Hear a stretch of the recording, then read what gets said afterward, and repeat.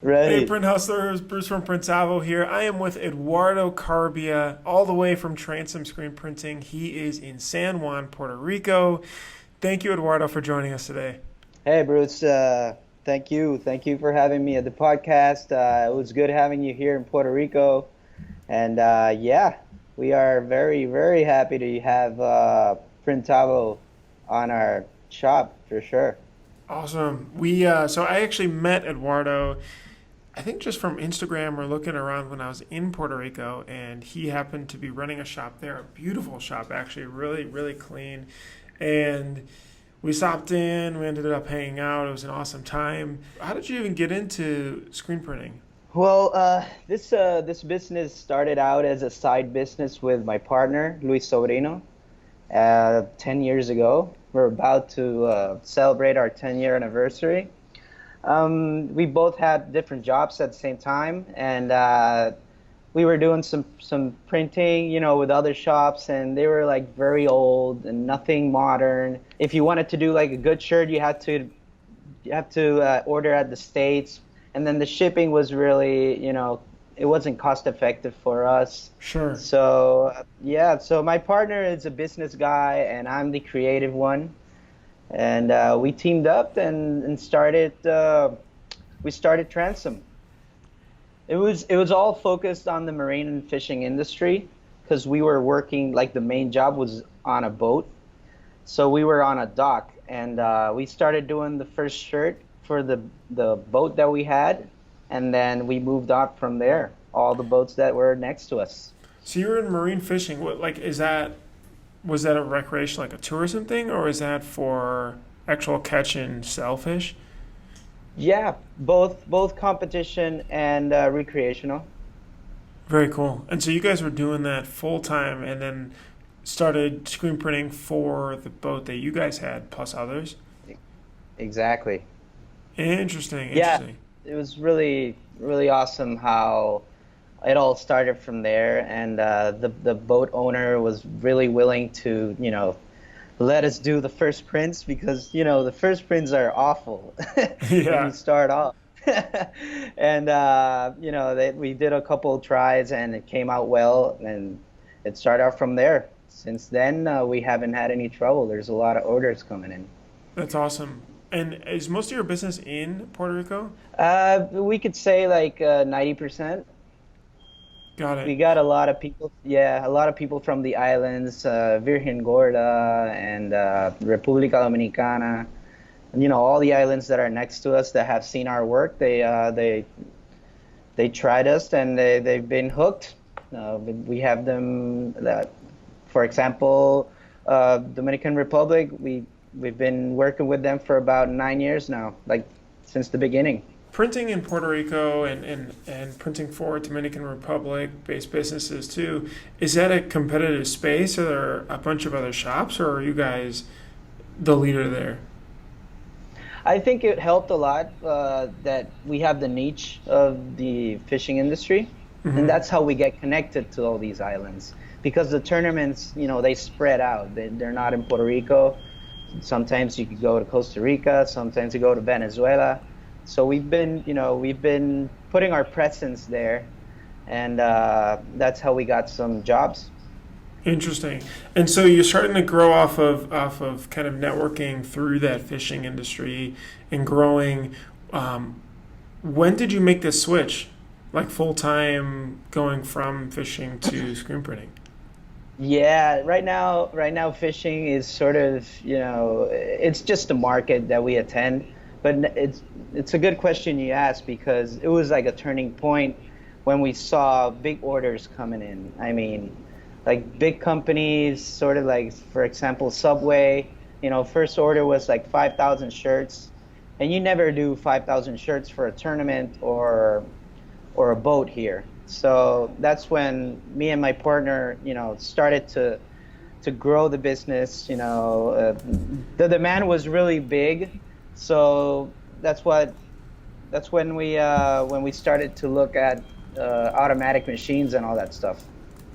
Interesting. How did those big orders come in, or how did you network to find them? I think it was agencies. Word of mouth, definitely. There's a lot of people that know us, me and my partner. And when they started noticing that we were doing the fishing stuff, they just asked. They asked if we could do the commercial stuff. And we said Interesting. yes. You mentioned agencies. Are those like ad agencies or? Yeah, there's a lot of ad agencies here in Puerto Rico, and those are the ones that really, bring on the big orders and stuff. Interesting. There was at our conference this year. There was a shop that does a lot of live printing, and they work with ad agencies as well. So that's Hmm. interesting that you bring that up too. How did you get connected with the ad agencies? No, we know people. I'm also, like I said, this always was a side job. I'm an industrial designer, and I have a couple of jobs on the side, and I work with ad agencies.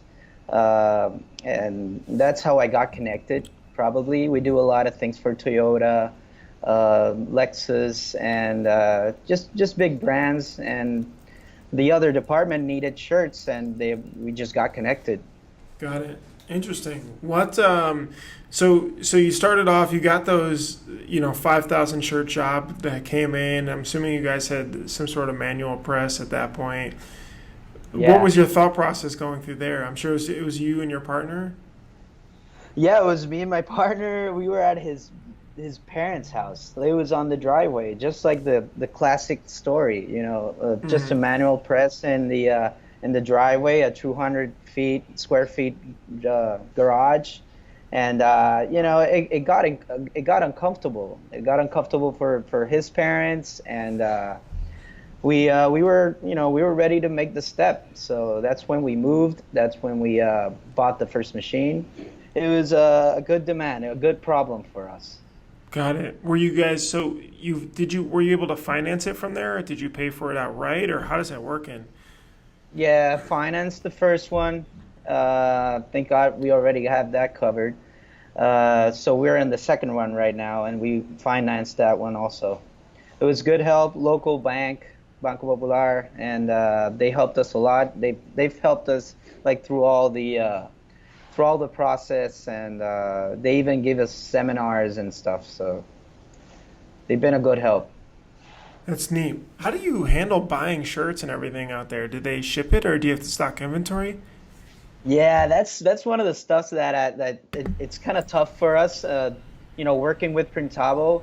I mean, we would love to have like a better relationship with the suppliers and the customers through Printavo.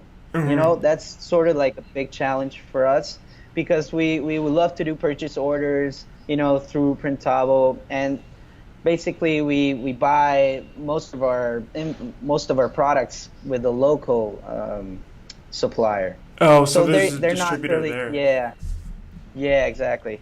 And yeah, that's a big challenge for us. Sometimes, boxes get lost, for the client, the local supplier only has a minimum amount of type of shirts and colors, very little, Hmm. which that's always a challenge for us. But I mean, it's not a big challenge. It's just that you got to deal with shipping, and you can't get the shirt the same day. You know what I mean? Right. Uh, so we work a lot with suppliers outside Sanmar. We have our biggest one is TSF Sportswear. They've been working with us since we started, and they give us good numbers. It's a bit challenging, but it's working fine. We already got it, dialed up. Got it. So you guys are a two auto shop. How many folks do you guys have at the shop? Right now we're 10 guys. Yeah, Okay. two girls, 8 guys. Awesome. So what were some different growth pains that have happened? I mean, because you started right at a garage shop. Now you have two automatic presses. What were some interesting growth pains during that period? Oh man, let's see. I mean, getting really good at quality. Hmm. It's something that has been really challenging at the beginning, and you ruin a lot of orders, and there's a lot of pain on that, and clients are not happy. I mean, that's a big challenge to be really good at what you do. That's been the biggest challenge for sure. Is that been a lot more on the training side to help with your team, or has it been, moving too fast, or what do you feel like has Yeah, helped solve that? I think time, time and dedication, learning to stop and, explain to the client that we want to solve this problem. They want a special paint, for example. I mean, you read the manual and stuff, but you really got to go through the whole process to be sure that all the variables are taken care of the right way. And I think the best way is it's time, really. You got to put a lot of time into your orders. You got to put a lot of attention to them, and be willing to spend money. Be willing to do the order completely all over again. We've learned a lot from that. Just stay focused on all the things that you have to do on the order, really. Oh, was there an example job that you were thinking about when you're talking about redoing it again? There's a couple. There's a couple. I mean, still to this day, there's some stuff that go wrong, and we don't like it. But there's a lot of faces in one order. There's margins of error. We're human. It happens. But yeah, the last order that we had a problem, it was sort of like that. We used a new reflective paint Hmm. that came from the States, and you don't know how much shelf life that paint had, that ink had, and then when it got here, it's something completely new. There's a lot of rush in the production area. The shirt came out and it didn't glow as much as they sold it to us, and it was a big order. It's just it was a little bit aggravating to deal with all that stuff going around, but we did a lot more testing. We try to calm down the client, explain to him that this was something new, and it all came out well. But there was like the first order was got destroyed. When the shirts got washed, they broke in pieces. The paint went really bad. So, how did you handle that with the customer? Like, how did you go back, explain it? Did you take it out of your pocket and do it over again? Or, I mean, talk me through what Yeah, happened. yeah, I think that's one of our like what sets us apart from the different companies is that we're always willing to do the whole order again. I mean, obviously, if it's a huge order, this wasn't a huge order, but the one that I'm telling you about. But if it's a huge order, like we take things, we say it in con pinzas, which is we every single sample that we get, we take it to the client, and he needs to approve it. We take the shirt and we clean it, like we wash it and stuff. If it's a big order, like we do the whole process because we don't want to, ruin a huge order for sure.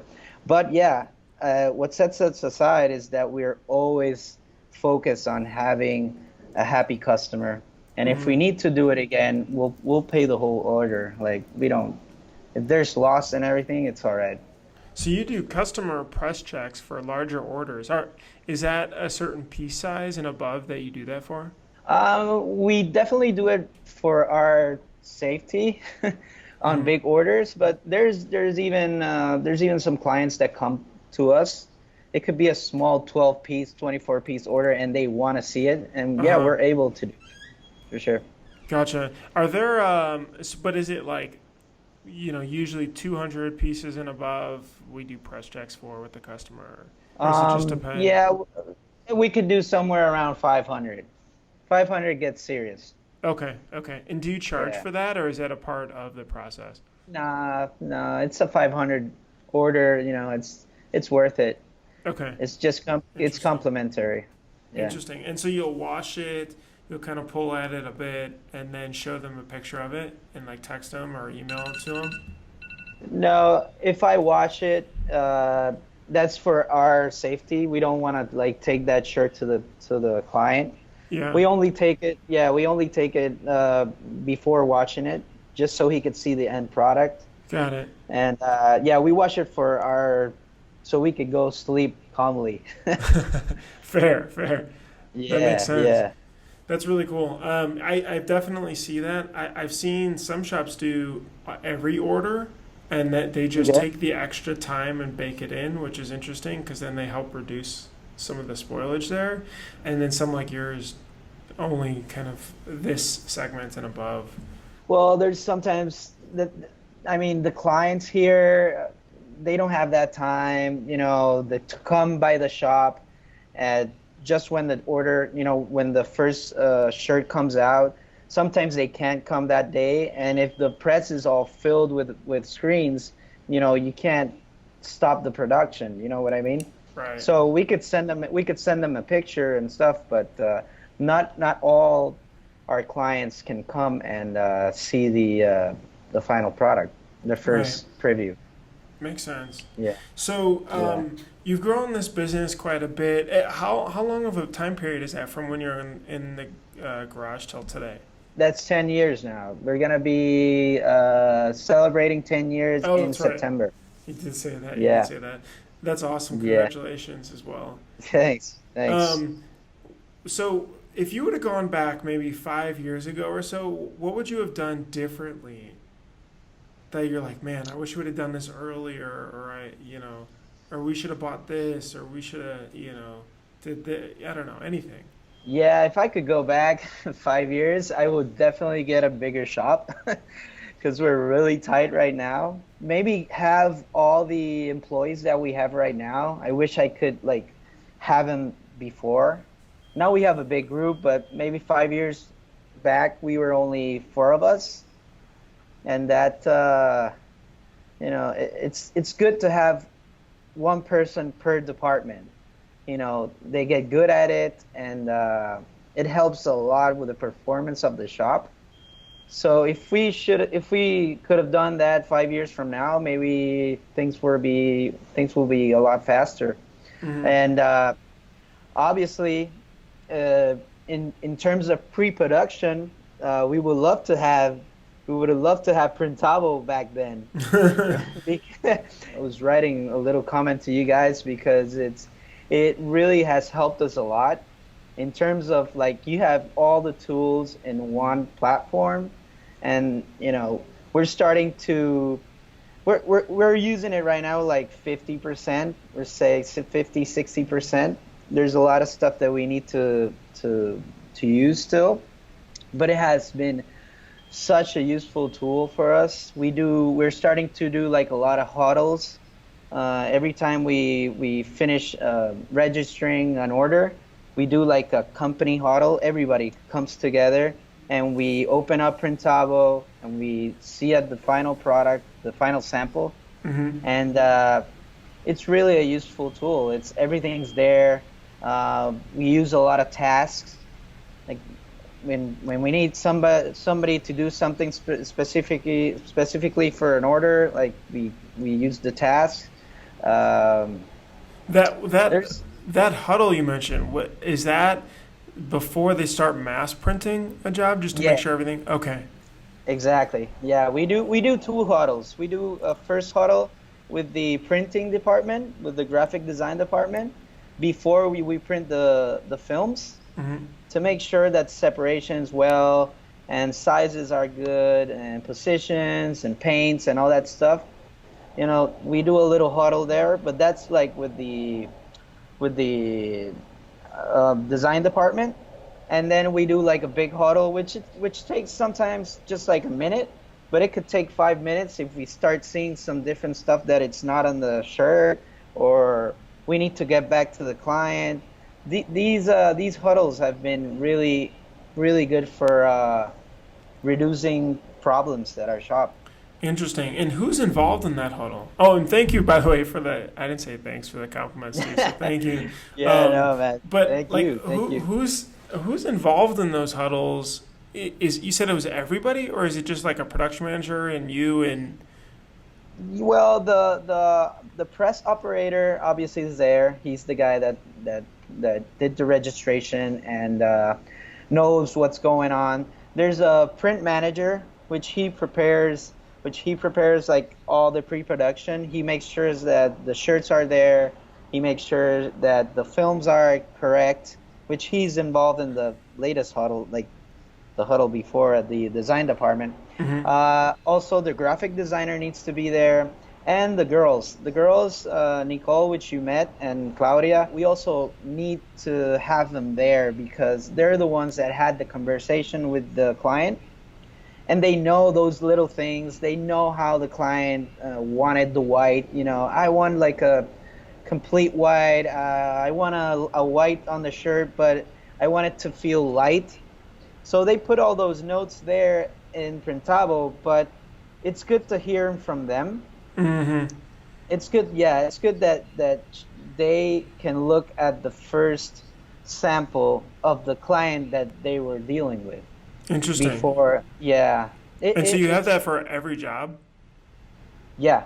Right now we are doing it for every job, and it's reduced our problems like a lot. I mean, you're gonna have the regular problems on the press where you don't see a pinpoint of ink, and you see it on the 12th shirt. That's just a regular problem. We could deal with that, but it's good to save a problem like there was a phone number on the back, and it was spelled wrong. There was a letter on the, Gotcha. yeah, and when you do those huddles, you take some time and settle down and look at the preview, look at the original art, and it's saving us really a lot of trouble.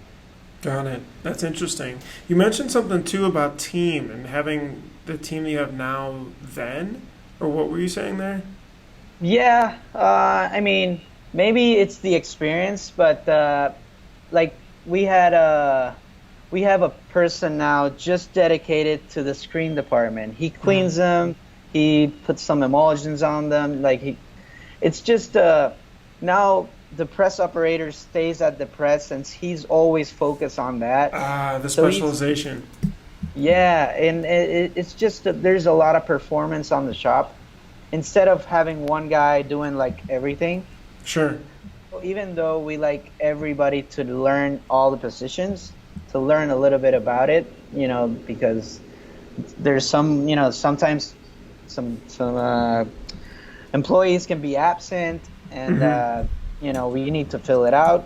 But yeah, I wish we could have afford 5 years back all the team that we had right now. Got it. To help with that specialization. Yeah, for sure. Interesting. So I know, changing gears a little bit, but I know that you have a bunch of other businesses on the side too, and a lot of hobbies that you like and things going on. Well, first, how much time do you feel like you spend at the shop? And then how do you help? Because I think some shop owners definitely feel like they're glued to the shop, right? They need to be there, or else, like, if this is an issue or whatever, like, they could have fixed it quicker or this or that.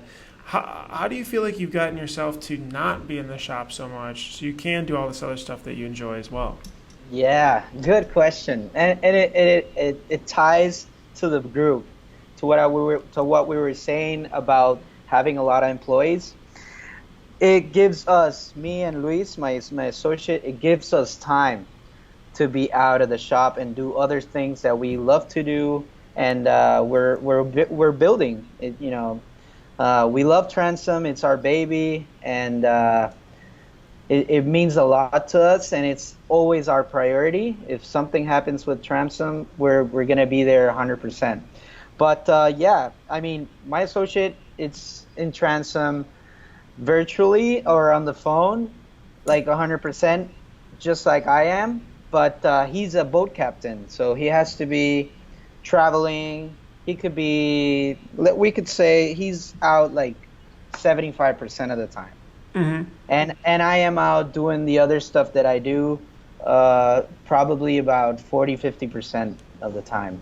So having people you can rely on and know all the bases in your shop, they really mean a lot to us. They are the backbone of Transom right now. Got it. So you really feel like you hired really good people to create or to own everything when you're out. Is there Exactly. like a one person that kind of sits in your role when you're out, or is it just a really good process that you set up? Or I mean, dive into that a Uh, little bit more. We don't think so. I mean, there's a lot of people that are really talented in their positions, and they could run the shop by themselves. But I don't think they replace us.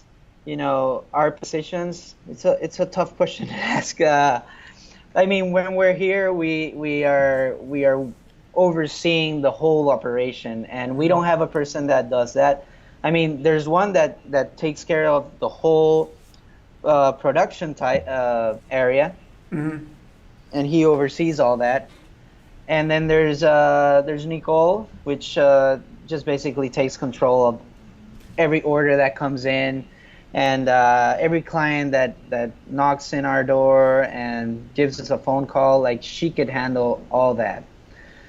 But yeah, we don't have like a full manager that could take care of the whole shop. Like, that's why we're always nearby, or really close to our shop.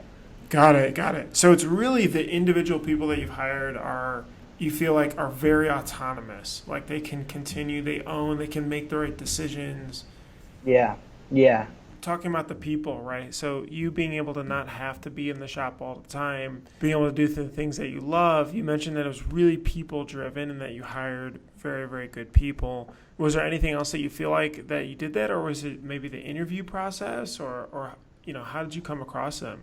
I think the interview process was really fast. It was just getting to know each other. They getting to know what my associate and I want to do in the business, and we try to be like good employers also.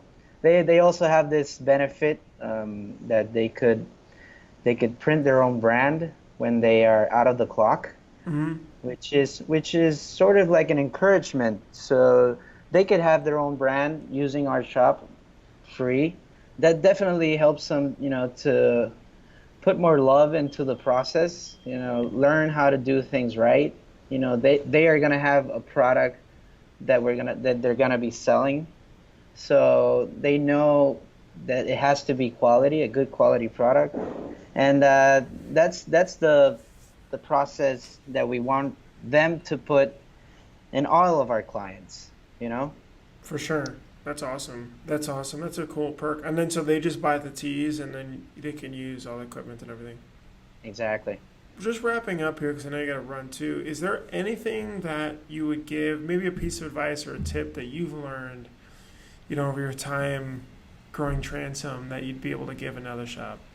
We've been solving problems since we started, so there's a lot of tips like we could give to other shops, but this that we just implemented it's been really really helpful, really productive for us.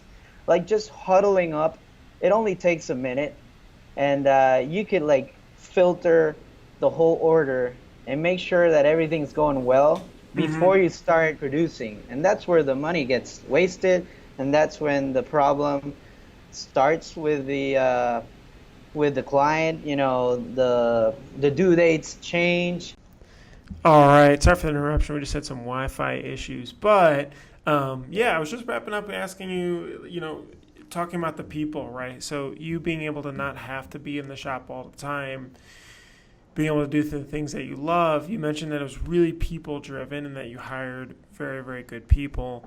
Was there anything else that you feel like that you did that, or was it maybe the interview process, or how did you come across them? I think the interview process was really fast. It was just getting to know each other. They getting to know what my associate and I want to do in the business, and we try to be like good employers also. They also have this benefit, that they could print their own brand when they are out of the clock, Mm-hmm. which is sort of like an encouragement. That definitely helps them, to put more love into the process, learn how to do things right. They are gonna have a product that they're gonna be selling, so they know that it has to be quality, a good quality product, and that's the process that we want them to put in all of our clients. For sure. That's awesome. So I think they appreciate that. That's awesome. That's a cool perk. And then so they just buy the tees and then they can use all the equipment and everything. Exactly. Just wrapping up here because I know you got to run too. Is there anything that you would give, maybe a piece of advice or a tip that you've learned, over your time growing Transom that you'd be able to give another shop? We've been solving problems since we started, so there's a lot of tips that we could give to other shops. But this that we just implemented it's been really helpful, really productive for us. Like just huddling up, it only takes a minute, and you could like filter the whole order and make sure that everything's going well before you start producing. And that's where the money gets wasted, and that's when the problem starts with the client. The due dates change. I mean, if you could take 5 minutes with all the orders, I think that's the best thing the best advice we could give right now. It just helps to get everyone together. I mean, we don't do a lot of meetings, but that sort of works like a meeting because you got everybody together and we're talking about all the details about the order, and at the same time you're avoiding problems. Got it. That's awesome, man. I like that. I like the huddle idea as well. Eduardo, thanks so much for being able to join us and just sharing your story behind Transom and kind of getting into some of the details here too. You guys can follow them at Transom PR on Instagram, right? Correct. Sweet. So they're awesome, and if you're in the area, definitely DM them, and you'll be able to stop by. Yeah, come on by. We have a vert ramp. You could skateboard also, like you did. Yeah, that's upstairs, which is super cool. They've got a really great spot, and in a nice area of the neighborhood too. So, Eduardo, thank you so much. Yeah, Bruce, thanks for having us, and see you soon. See ya. All right, take care.